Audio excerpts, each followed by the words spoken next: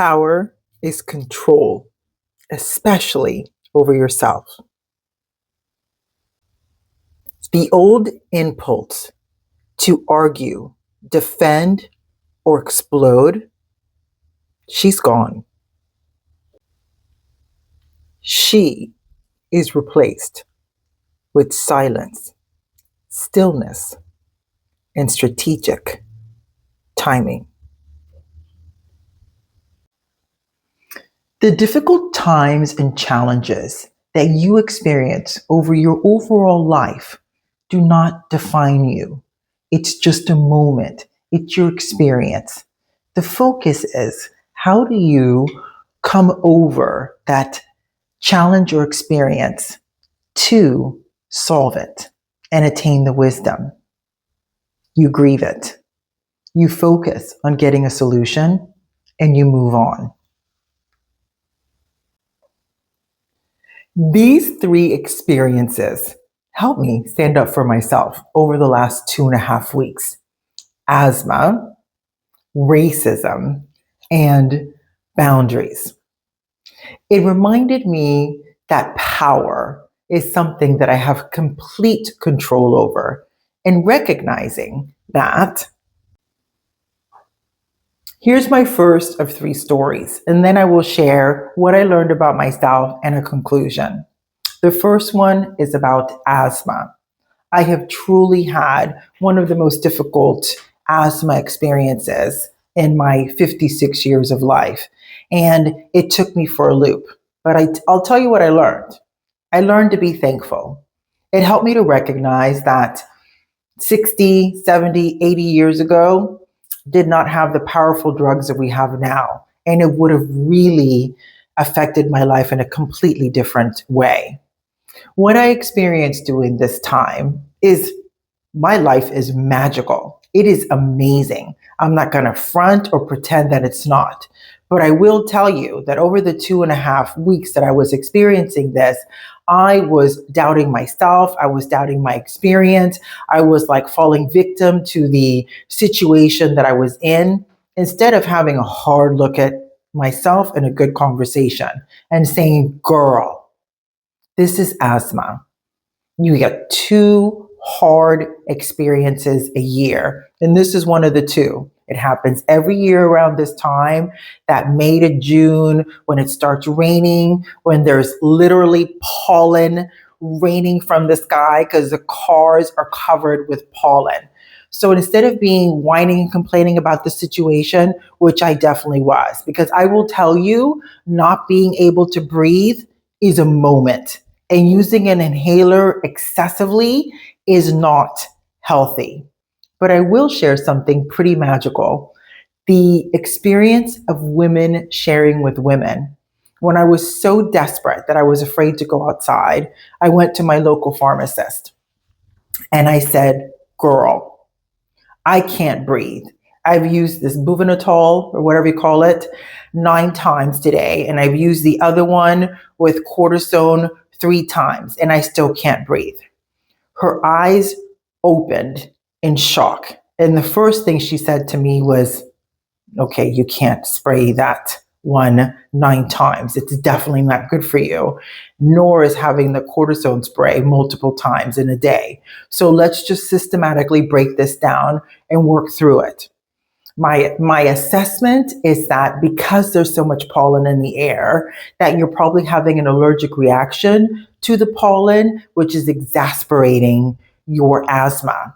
Now, I will tell you that we have this system in Sweden, it's called 1177, and it's like nurses on call that you call on the phone and you tell them what you're experiencing, and they give you a suggestion of either coming to the hospital under the ER care or calling your physician the next day. So I had even done that before I went to the pharmacist in such a desperate state. And she said, why don't you try this, what is it called? Labestine, this sublingual, under the tongue little thing, and this will probably make a big difference. And I will say that my husband said the same thing the day before, and it really did make a big difference. And I shared this with you to say what? Asthma taught me to be thankful. It reminded me that I have much more power over my situation than I do, that drugs are important, yes, but also making sure that I take a shower and wash my hair before I went to bed, making sure that I had fresh linens would help with the pollen that was on my body and minimize the effects that I was having about the asthma situation. So it really did help me circle back to the power that I say always within feminine spaces is that women sharing their stories or experiences of what they've gone through, what they're about to go through, or what they haven't gone through, and they're just listening. And by sharing information, it helps all of us. Number two is racism. And racism, this is what I have learned because it's something I've experienced my whole life. My father was Black, my mom is Puerto Rican, my father's family was also Dutch and French and white and Cherokee Indian and a lot of other things. So I have a huge blend. And racism is something that I've experienced my whole entire life. But I got to tell you, it's 2025. And I was taking aback.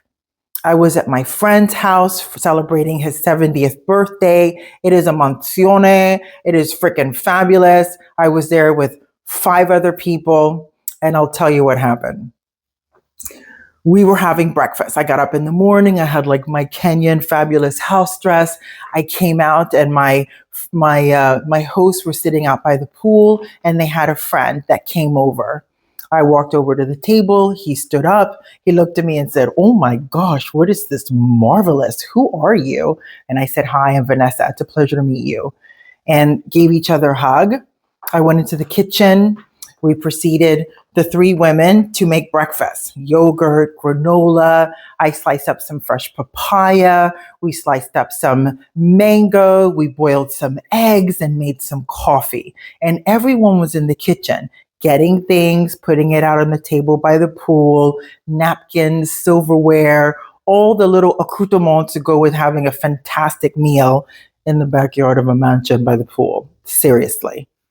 Then I was in the kitchen and I was cleaning up. So I was washing a cutting board and some knives. And the same man who was in his, late 60s, maybe early 70s, walked over to me very close and whispered, "Do you work here?" To which I was stunned, took a couple of deep breaths, looked at him as in, is he joking? Is this really a moment I'm experiencing, or what is happening right now? And I very calmly looked at him and I said, "No, I'm a guest here." He proceeded to fumble and go, "Oh my goodness, oh my God, oh, ah." Well, I will tell you about this moment because I walked away and then sat at the table and super nice with everybody else at the table. And when I was offering fruit or whatever was on the table, I would say, "Hey, would you like some fruit?" Or I would get some coffee for my other friends that were sitting there, and I would go, "Would you like some coffee?" This happened after the fact. I sat there and thought to myself, "Girl, I'm so proud of you." Because had that happened even 2 years ago, the Puerto Rican side of me would have turned around and go, "What the F are you talking about? Do you know what year this is? What the hell are you saying to somebody? You freaking racist. You're so rude," and just had gone off. But I didn't. I maintained my power, the control over myself. I firmly reminded myself that my old person, she for sure, um, she would have succumbed to that old influence to defend, to maybe even argue or explain. Also, that old person in me would have stopped to comfort him in his discomfort because he was taken aback. My old person would have sat there and said, "Oh, well, I can understand the mistake and all of this," to make him feel less bad in his uncomfortableness. Girl, I did not do that because this time I remembered that racism has less to do about me and everything to do about them. Number three is boundaries. Boundaries taught me that I can stand up for myself. I can still be kind and not be concerned on how my words land with the other person. Knowing that I'm respectful, knowing that I'm incredibly concise and effective in how I use my words without being rude or disrespectful, but clear in expressing my boundaries. Ex- Experiencing asthma let me know that I can widen the boundaries that I have with myself, ask for help, and be completely conscious and present in coming up with a solution. During racism, I must say that really took me for a loop.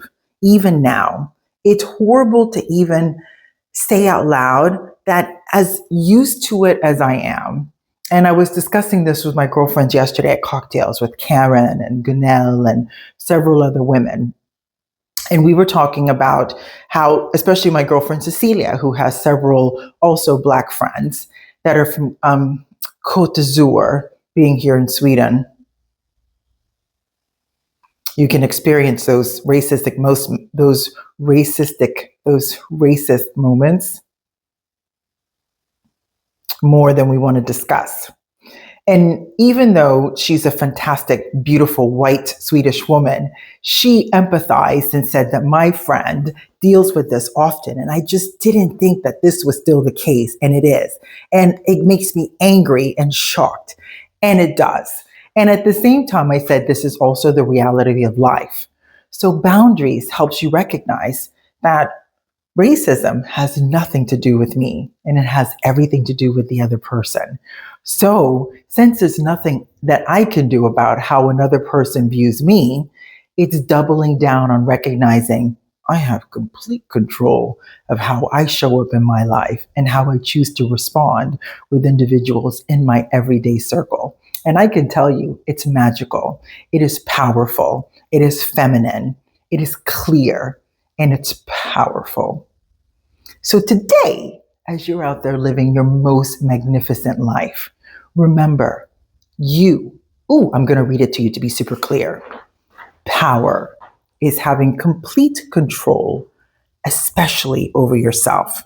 And remember that the old impulse to defend, to argue, or even explode, it's gone. You can work on that. It's curating these beautiful strengths and powerful practices in your life. And most importantly, part of power is reminding yourself that it can be replaced with silence, stillness, and strategic timing. Enjoy your day.